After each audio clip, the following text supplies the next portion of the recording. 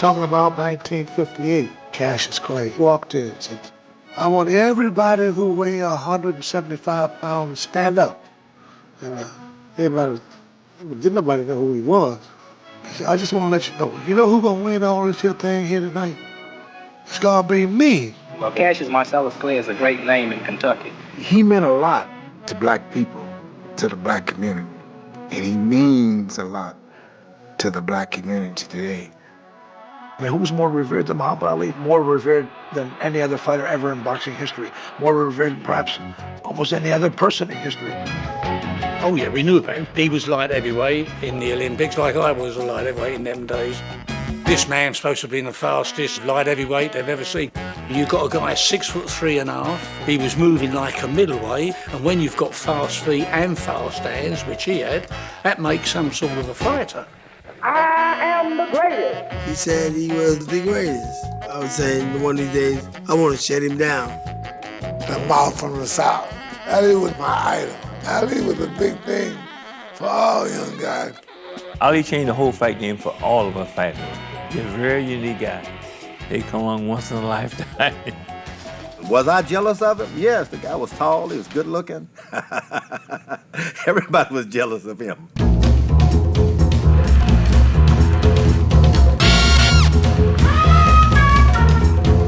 I was training in Angelo Dundee's gym.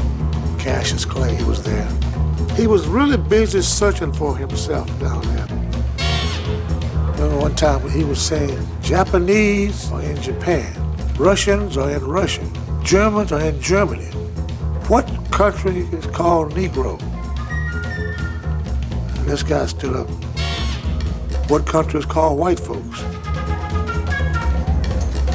The 60s, I think, was where black people as a whole came together and said, enough is enough. We declare our right on this earth to be a man, to be a human being, which we intend to bring into existence by any means necessary. I will be 21 January the 17th.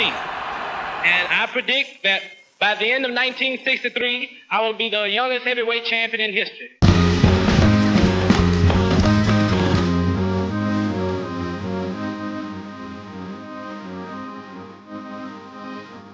Cat, since you're not worried about this guy Cooper, how about when you get through with him? What are your plans after that? Well, you're right. I'm not even worried about this big bum. Cooper will only be a warm-up until I get to that big ugly bear, Sonny Liston. I used to train in South East London them days, and I used to run like 4 o'clock in the morning, and I used to see all these old girls like mums and grandmas who used to be doing like early morning cleaning like in the big factory. They used to say to me, you stop that loud mouth, give him a good wallop. I called him at Wembley Stadium in front of 40,000 people. You know, he came in the ring with a blue silk dressing gown with a crown on. You could feel the atmosphere. I mean, Henry. It was so thick you could cut it with a knife. So here we go. Slick light of the air, play from the right-hand corner against Cooper of Brooklyn. Well, see, 63, when I first fought him, he was a novice at inside fighting. I mean, I roughed him up inside. I had his nose bleeding in the first round, and he kept looking at the ref and look, break, you know. Cooper's is right into Clay's face, and he's scoring heavily with it, and he's hurting the American. I came from a working-class family. No good fighter comes from a middle-class family. You've got to be wanting to get out of the environment you're in. That's what motivates a fighter.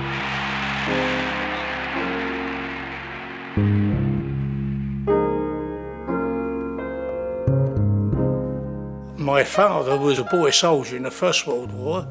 He was in the Royal Horse Artillery, pulling them old cannons, and he did a bit of boxing in the army. So he taught us the fundamentals of boxing, got down on his knees and taught us that way, you know, and listened to stories about Grandad. I mean, he must have been out of a character, and he was into 20-round bare-knuckle fighting. And Grandad was fighting a man, and if he had a wife and the wife sort of butted in, my gran used to go up and start a fight, and she never sort of pulled air. It was full-blooded punches. As a working class lad like I was, I never expected to get any honours. Good Lord, I mean, I boxed because I like boxing, all right. Then suddenly I got a knighthood. I've been to Buckingham Palace 10, 15 different occasions, you know, and I'm a royalist. I believe in a royal family. I don't want a president. I don't want some trumped up guy who's like going to con the country and that who want to be a president. The Queen hasn't put a foot wrong. She's done everything right. All right, one or two of the family have just let her down a bit, but I still want a king and a queen more than a president.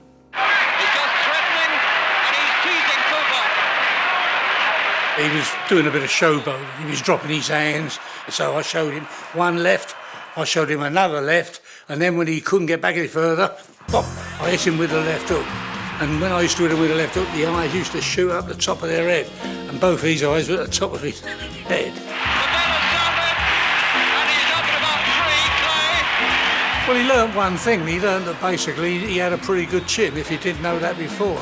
He knew that he could take a good shot and then recover from it. And I think Clay's got a torn glove. And I think you're right. And now becomes the wrong side. And now Cooper's left eye is really in a shocking state. The alley fight, I had the worst cuts in my career. Basically, the bone had come through the flesh. A plastic surgeon stitched it. He put 40 stitches on the inside and 40 stitches on the outside.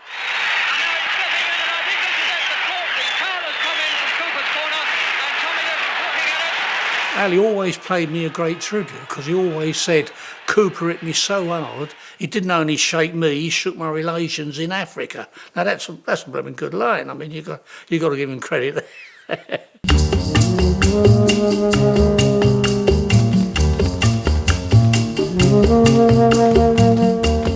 I met Ali on September 22nd, 1963, and he was dressed like kind of like a preppy white guy. You know, he had a brown suit and straight pants.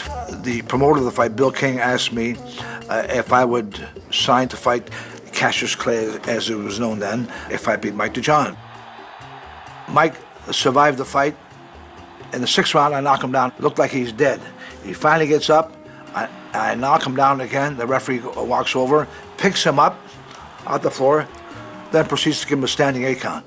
I said to myself, man, I think I'm in trouble here. I was lucky to win a 10-round split decision. It was a joke.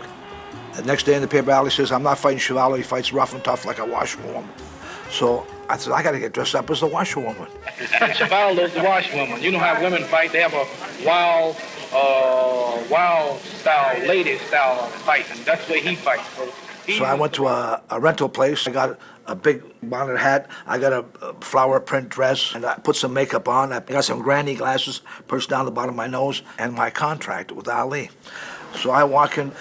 People are wondering, what the hell is this guy? I'm in drag. I said, you who cautious? You who cautious? And he looks over, and I said, you forgot to honor this contract.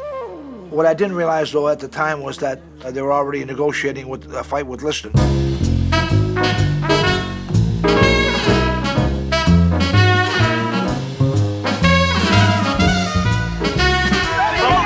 Butterfly sting like a bee. Ruffle, young man, ruffle. I'll get him at the weigh-in. Liston was a puncher. He wasn't put away for a while. Being in prison, he had nothing to do but just fight and stay in shape. Sonny Liston, born to be a big brute boxer. We'd have these terrible sparring matches. He was the only man to ever stand up to me. No one has ever stood up to me. Liston will kill him. Kill him in the first round. Liston. Second round, Liston. Liston at 4. I predict that tonight somebody will die at ringside from shock. You know, I can remember watching Ali going to the weigh-in, and he was ramping off all the time. I thought, 1 minute, this guy bleeding knackered by tonight. I thought Liston was going to tear him apart. I thought he was a lead pipe cinch to win by a KO. Sonny Liston was an awesome, powerful athlete.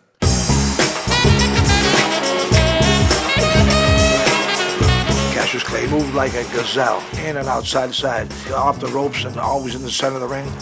His strength was his speed. He was very fast. Cassius Clay has surprised everyone. He just took it to another level.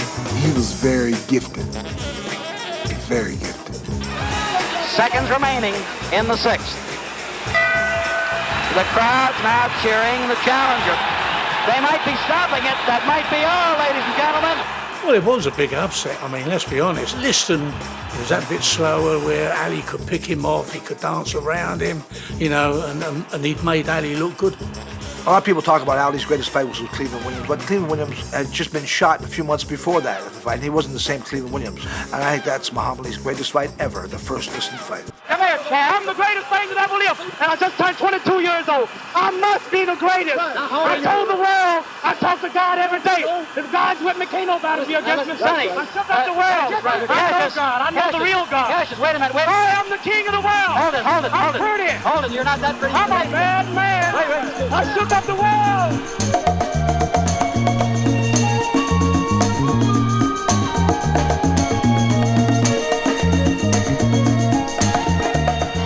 I have a religion, which is the religion of Islam, that most people don't understand and they don't seem to like. I'm not one of these who run around forcing my way in another man's restaurant and marrying out of my own race. When he first fought Liston and he won the title, they praised him. But when he denounced it that he was the black Muslim of Islam, the white mass booed him.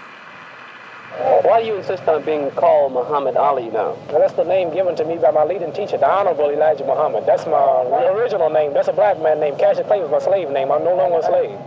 After Ali changed it from Cassius Clay to Muhammad Ali, everybody else thought turned to Muslim. My name is Goody Clyde Clay, Huli, Walla Walla. I mean, what the fuck is that? Well, my name Leon. There ain't nothing white about that. So what the hell? When he really met Malcolm X was filled with it. He fed him some social science, fed him some political science, and of course gave him some history and a bit of untruths to paint the story that you are someone special. You are the greatest. Malcolm X enlightened Ali in a lot of ways.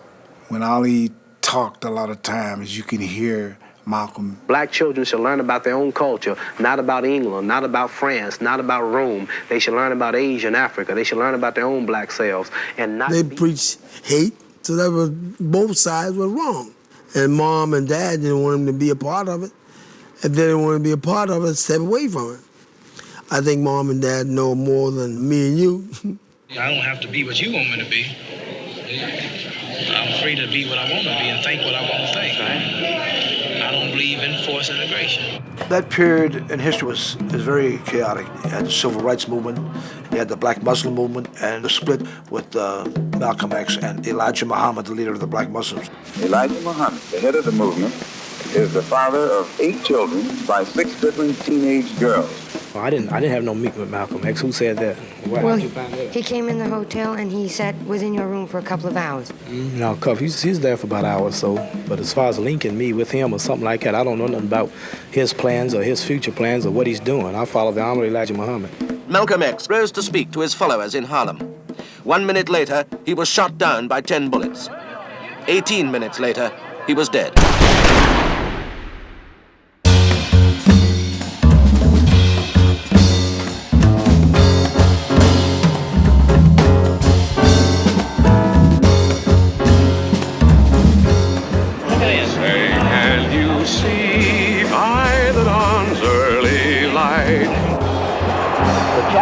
Is the first to enter the ring. Muhammad Ali, Cassius Clay, 23, champion, never defeated as a pro. Kind of hard to believe now, this century, looking back in the 60s, that Ali was kind of believe it or not, a social pariah at the time.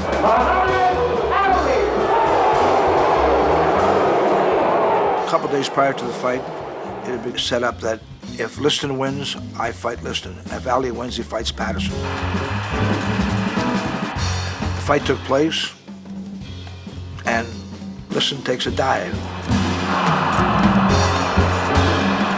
Sonny Liston said, all I care about is the do-re-mi. And so he was telling me then, he was boxing strictly for money. It wasn't like he threw a fight. I'm just fighting for money. I mean, to me, he just didn't fancy the fight. He knew Ali was just too fast, too quick for him, and I think he swallowed it. Liston was scared to death of the black Muslims. He was threatened by the black Muslims, and he took a dive. Everybody knows it. I knew it, and I was quite vocal about it in the ring after. If Liston would have lost legitimately, I'd have no qualms, you know. But since he took a dive, I voiced my opinion.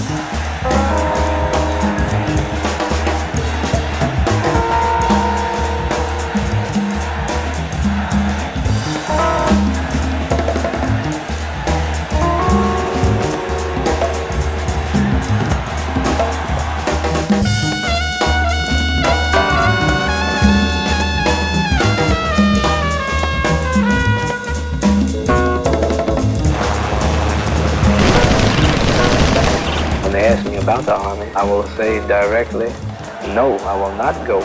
Why should me and other so-called Negroes go 10,000 miles away from home here in America to drop bombs and bullets on other innocent brown people who's never bothered us? Insane. My fight ain't with the Vietnamese. Them people ain't did nothing to me. I think that gave all young black men pride. We could identify with that move that he made. Cassius Clay, a member of the black Muslim religion, went immediately to the third floor of the induction center where processing began. He came out and said, I've got nothing against the Viet Cong. He said, they don't call me nigger. If I'd have got up in 1940 and said, well, I think the Nazis and Hitler, they're lovely people, the public would have turned against me. The Ali situation, when he didn't want to go, I applaud that. I mean, I think people should do that even now today. That stuff in the Middle East is bullshit. We want to tell them what to do. And I think our government is wrong for doing that. Muhammad Ali left the induction center to the cheers of supporters chanting, if he don't go, we don't go. I'm a champ of the world. This is athletic commissioner, and I'm here to fight for the title. Mr. Clay, Muhammad Ali, sir. Mr. Muhammad Ali, either yes, one. I'm just Muhammad Ali. When you appeared before this commission before, if I recall correctly, you said you were the people's champion? Yes, sir. Do you think that you're acting like a people's champion? Yes, sir. Ali was the WBC champion. There was also another champion around, Ernie Terrell, WBA champion, World Boxing Association champion. Hey, man, I got a title. All I wanted to do now, I just wanted to go and get the one that Ali had and would pile it on top of this one. Ali, Terrell, uniting the titles. Muhammad Ali, the World Boxing Council champion, and Terrell, the World Boxing Association champion. It was originally scheduled for a showdown in Rutherford, New Jersey, but there was so much heat exerted by the war veterans that they literally pushed the fight out of the United States into Canada because they were upset with Ali's stance in Vietnam. I think I had a $250,000 guarantee. Some guy said that there ain't gonna be no guarantees. But when he said that, I pulled out of the fight with Ali, and he fought Chavallo. The real reason Ernie Terrell pulled out of the fight because his manager got beaten up. His manager of record was Bernie Glickman. His real manager was Tony Accardo, mob boss from Chicago, with links to Frankie Carbo. And the front man for him was Bernie Glickman. I was a kid then. That's the way I look at that. And I didn't know who was a mobster and who wasn't, to tell you the truth about it. Bernie Glickman went to see Herbert Muhammad Ali's manager. I think he posed a threat. Herbert, if Ali wins the fight, you're gonna end up in a cement box in Lake Michigan. All Herbert Muhammad had to do was, his henchmen would come over and they beat the hell out of Bernie Glickman. He went to the hospital, beaten within an inch of his life. From the hospital, he went directly to the loony bin, to the mental institution, where he eventually lost his life. He never saw the light of day again. That's why I got the fight with Muhammad Ali. Never been treated so nice in my life. I haven't had no people making wisecracks. Everybody's friendly, the children, the waitresses, the hotel managers, the policemen, everybody's as nice as they can be. And it's a lot different from where I come from. I came from a poor neighborhood, just a working class neighborhood. Most fighters come from disadvantaged groups. Hard to find a rich kid to be a fighter. I mean, you get a punch a nose, you get a bleed nose. The guy says to himself, I'm gonna make a living doing this stuff. My mother and father were Croatians. My father went to school 2 years. He was 8 years old working in tobacco fields. My mother didn't have any formal schooling. My mother used to pluck chickens for half a cent a bird. She'd pluck 200 chickens to make $1. And my father skinned cattle before they had machines to tear off the hide. He used to do it with a with a broken arm. My father was so paranoid about losing his job. He would vacation every year for 2 weeks, but during that vacation, he would go to work and watch not one man, but 2 men do his job. I mean, for 40 years, with this huge elbow jutting out of his arm, broken arm doing the work of 2 men. He never complained about Canada, ever. He'd just say, Canada's a good country, it gave me a job. I remember going over to Morgan's Cigar Store, which is like a variety store, and they had a magazine rack. And on the rack was a magazine called The Ring. It called itself the Bible of Boxing, as it does today. And I saw these guys with muscles on the cover, opened the pages, more guys with muscles. I said, man, this is for me. I went home, Ma, give me a set of boxing gloves. I want to be a fighter.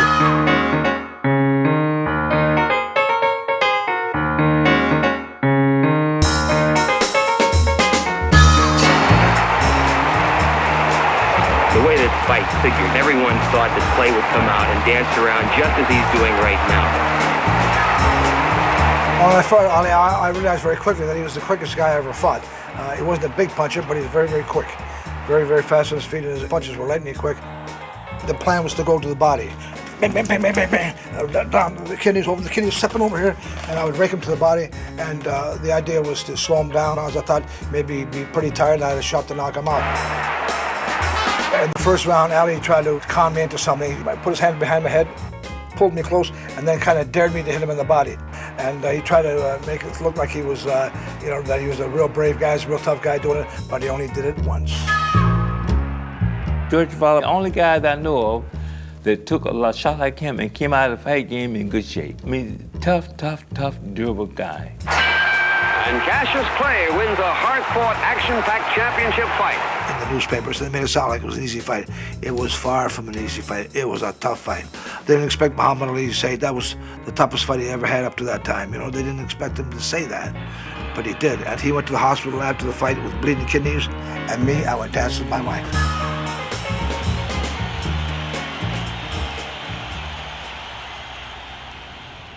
And my wife and I had 5 children, 4 sons and a daughter. And I lost 3 sons, and I lost my wife. I lost my 3 sons to drugs. I lost my wife to suicide after the loss of our 2nd son. 1 son shot himself, 2 others died of heroin overdose. And my wife died, ironically, from pills that she'd taken from my sons in a previous drugstore heist. The hold that drugs have on a person is unbelievable. I was told by one of my sons that the drug has such a strong hold on him that when he and his brother would go down to use, they would ask the dealer at the bar if he had, and the dealer would show him the white stuff on the palm of his hand, the heroin. And when they would see the smack in the dealer's hands, my sons would be so desperate for it that as soon as they would see it, within the flash of 1 single second, the very first single second, both of my sons, on cue, would crap their doors, crap their doors, as soon as they see the drug. Then they would pay for the drug, then they would take the drug into the bathroom of the hotel where they were, and then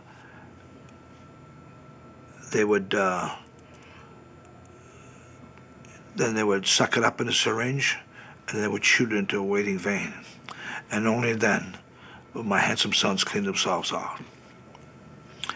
Every time I tell that story, I get sick to my stomach. When my son died, 4 days later, my wife took her life. And that was such a bleak period. I was in bed for a month and a half. I don't remember going to the bathroom during that period. I don't remember. But I do remember my son Mitchell coming to visit me, my son Stephen was alive at the time, my daughter Vanessa, my daughter-in-law Jackie, my only grandchildren at the time, Jesse and Rachel, who were Stephen's children, and some of my friends coming over, hugging me and kissing me and telling me they love me each and every day. And I remember articulating to myself after a few weeks how love made you feel. I said, love makes you feel strong. Love makes you feel tender. Love makes you feel secure. Love makes you feel appreciated. Love makes you feel important. I think we all have to feel strong, tender, secure, appreciated, important. I think we all have to feel like that, you know?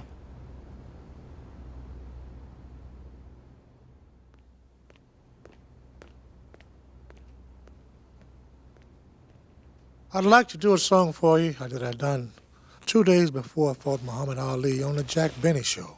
It's a strange song. Muhammad didn't like it too well, but I'd like to do it for you. From Hollywood.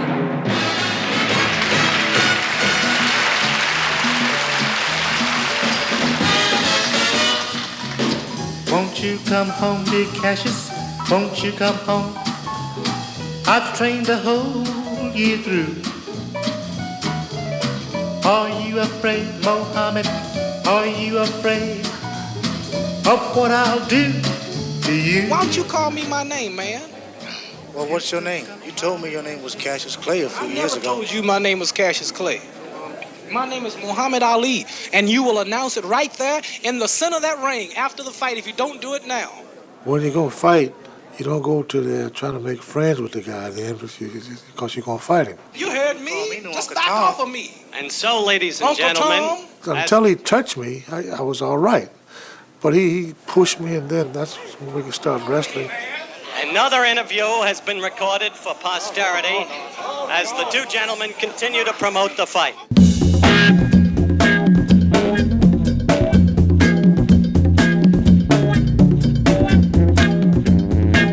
As you know, I have a question to ask him on the day of the weigh-in, and his answer will determine how bad I'm going to beat him. I knew Ali was fast, so what I was going to do, I had a jab. I'm pretty good at it myself. I was going to throw the jab out there and beat him to the punch. Ernie Terrell pressing the champion, sending in stinging punches. The first round was okay. I felt like I fought pretty good in there. But then what happened is he grabbed me around the neck and pulled me over to the rope, and he started poking me in the eye like this right here. Was poking me in my face with his thumb, and his thumb hit me in the eye. And then he rubbed across the face with the heel of his hand. Now, he said he didn't do it, but you know how that is. None of my professional fights have been one thing dirty. Terrell is known for being a dirty fighter. He's got a record for being a dirty fighter. When I got my eye damaged, it just messed up my whole style of fighting. So what I had to do then will come out with a peekaboo style, like just to stop the punches. And that's the way I fought the rest of the fight.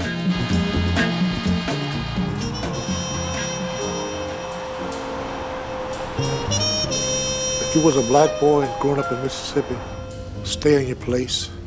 If you stayed in your place, you would have got along with all of them. And when you cross that line, you know, turmoil, it was just really rough. Joe Louis was a black man. As a matter of fact, we were shocked to find out that he was. And all of the neighbors and everybody, they would work real hard, fast. I want to see Joe Louis. I want to hear Joe Louis over the radio. You know, really rejoicing. And I just thought that anybody that had that kind of impact was great. And when we moved to Chicago, I saw one of the gyms. It was on the 5th floor of this building that I first put on boxing gloves. Rocky Marciano trained there. Jersey Joe Walcott trained there. So I was a kid, and I would go home and watch them on television when they fought. And it was definitely an inspiration to me to come out here and do it myself, and that's what I did.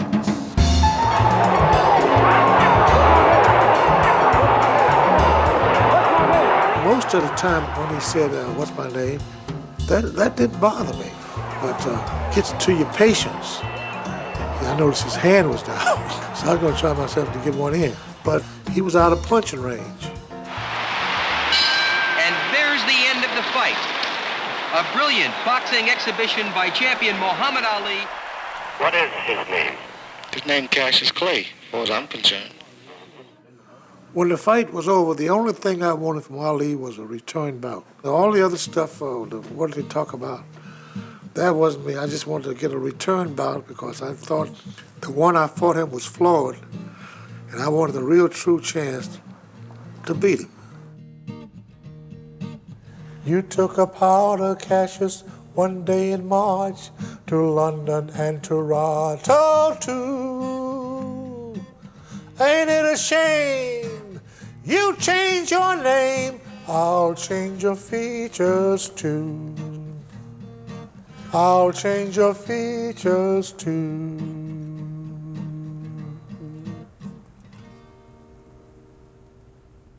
The closed heavyweight champion Cassius Clay at a federal court in Houston is found guilty of violating the U.S. Selective Service laws by refusing to be inducted.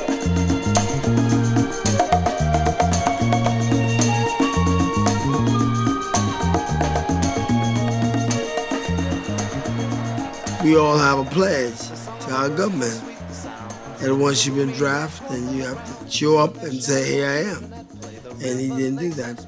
He can't blame nobody for what he done but him.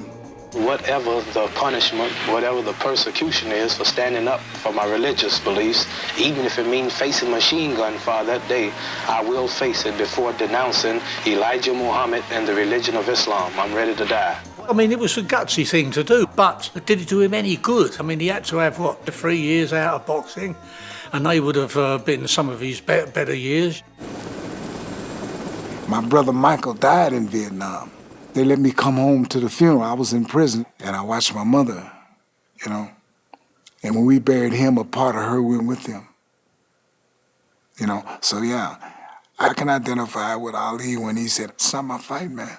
My fight is right here, man. My intention is to box to win a clean fight. But in war, the intention is to kill, and continue killing innocent people. 68 was a wonderful time for me. I had been rescued from the gutter in Houston, Texas. My life was nothing but a thief and a bandit and a mugger. If someone would come up and talk politics to me, it didn't ring a bell to me. And then having the chance to represent my country in Mexico City, and I'm standing in the middle of that ring, just won my Olympic gold medal. People started applauding. I said, I gotta let them know where I'm from. Hey, look, I'm from America. So I waved the flag. I'd gotten home and some people took offense to it. How could you do that, George? How could you do that when the brothers were doing that? And looking back in hindsight, put another chip on my shoulder because I dared anyone to even bring that up again in that fashion. So it just made a tougher guy out of me. And with Ali, it was principles, you know, and I think that if he had his choice to make over again, knowing Ali, he would make it the same one. The heavyweight championship is at stake as champion Joe Frazier takes on Jimmy Ellis. At that time in Boston, Joe was rolling over everyone. Joe Frazier becomes the undisputed heavyweight champion of the world. Ali, before Frazier, was beating everyone, outsmarting, out-boxing. So I wanted to see a fight between he and Frazier. Joe Louis, Chicken Ray Robinson. We went to President Nixon. Mr. President, for me, would you give Muhammad his license? You think you can take it? I believe I can take it. I got it in my back pocket. I ain't bothering him. Don't he bother me. I don't pity on nobody when I climb through the ring. I go out there to take him out. These boxing authorities, people who will rank Joe Frazier over me and rank him the champion when I've never been beat. And for Joe Frazier to be a champion, he's got to beat me. See, those eliminations were only imitations. He's not the real champion. And I'll prove... Joe Frazier got my title. Smoking Joe Frazier got my title. I want my title. I want my... Well, it was vacant. What do you want me to do? Joe, I'm still the champion. Okay, champ. We'll see what happens when the bell rings.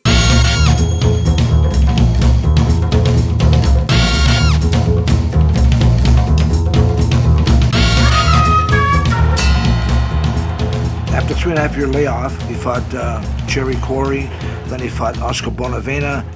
Even when they let him come back, he was still a stride ahead of the pack. But that's where they started reaching him. That's where they started touching him. That's where they started hitting him. Before then, they wasn't even putting a glove on him. If he goes down again, it's over. 2 minutes. I prove them wrong every time. They said I couldn't come back. No fighter has ever come back. They look real bad when they make these public statements and then they can't back them up. So it's bad to predict against me. All I say to all of my fans out there and anybody who's been following me, I don't encourage nobody to bet. But please don't put nothing on Joe Frazier.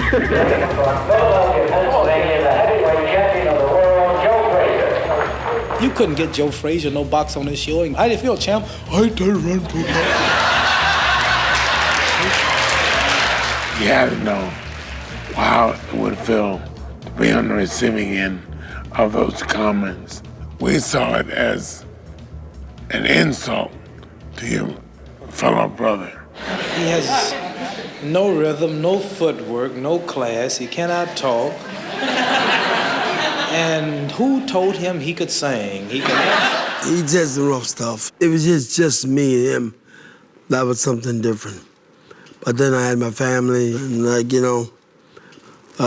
just want to bury him. Well, he came from a very, very humble background. I don't care. He's the other type Negro. He's not like me. Because he's the Uncle Tom. Oh, he's not an Uncle He's not Tom. why he insists on calling me Cassius Clay when even the worst of the white enemies recognize Muhammad Ali. He keeps saying Clay. He's still Clay. He gonna stay Clay, and to me, he's gonna always be Clay. Joe Frazier told me, look, this guy keep calling me an Uncle Tom. And he said, I don't want my wife thinking that I'm peeping in windows.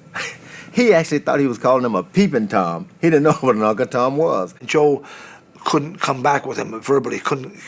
He wasn't a match for Ali that way. So he had to prove it with his fists.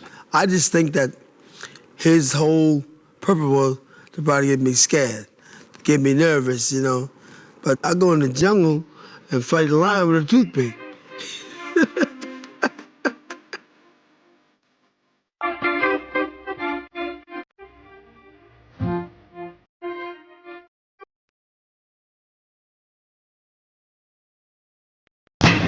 In 1971, that was truly the fight of the century. There hadn't been a fight like that with that much magnitude, that much interest in the history of boxing. The first fight had all this suspense about Ali coming back after his layoff. They were both undefeated. It was a hell of a build-up. It was a hell of a fight. Muhammad Ali entering the ring there with his black Muslim entourage behind him. I was in awe, the whole atmosphere. When you look around and you see the people's eyes, your heart beats a lot faster. It's something that you can't explain. You think about, will I ever be in this position? Joe Frazier had all the fighters respected in the top 10. But anybody that ever saw him fight and understand the game of boxing will tip their hat to Mr. Frazier. In the red trunks, Joe Frazier. In the green trunks, they appear very light. That was a hard left hook that caught Frazier. He knows that. Ali wasn't the same guy that I had fought in 66. In 66, he was quicker and he had more stamina. He could throw punches at length for a longer period of time. 11 rounds, I caught him coming out the corner. We were going this way, boom! Staggered. And he wasn't the rope one day, he would fall out of the ring. He was gone.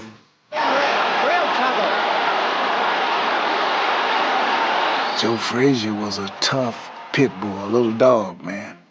Trust me, Joe Frazier could fight, dog. But Joe Frazier was relentless. His biggest asset was his constant punching and the intensity of his attack. Like he never gave up punch after punch after punch after punch. A round is over. A round is over. What a round. Muhammad Ali was really out that time. Laura May was the home I was born and raised. We live in the South with my family. We had racial problems with my white brothers. I couldn't understand why we had different schools, and I couldn't ride the bus. I had to get out of town a certain time during the day. I never could understand why, because we all had the same arm, the same leg. Some of them short than others.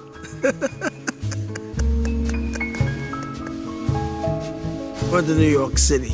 I was a little rough. I was borrowing cars that wasn't mine and then bring it back, getting a whole bunch of trouble like that. That wasn't gonna work, being a thief. So I moved here, Philadelphia, working like sell down, working at the gym, and worked 30 minutes straight. Within the 30 minutes, it wasn't no half a minute, 15 seconds, it was straight 30 minutes of working. And my music was there, along with me. And I put it on, so, ow! Hit me! Punch the left belly, just punch the jab. Probably if he had hit me, I might have gone down. I don't know. Both of us was dead. But then the first man first, shoot your shot. Left and right to the body. Yeah, he been getting hit in the body all night long. And he got caught with a couple left hooks. I caught him down here, I said bang, and boom, on top of him. And he was going away anyway. I'm sitting 3 rows ringside. I'm looking at it. When he hit the canvas, his eyes was like that, but when he hit the canvas, boom.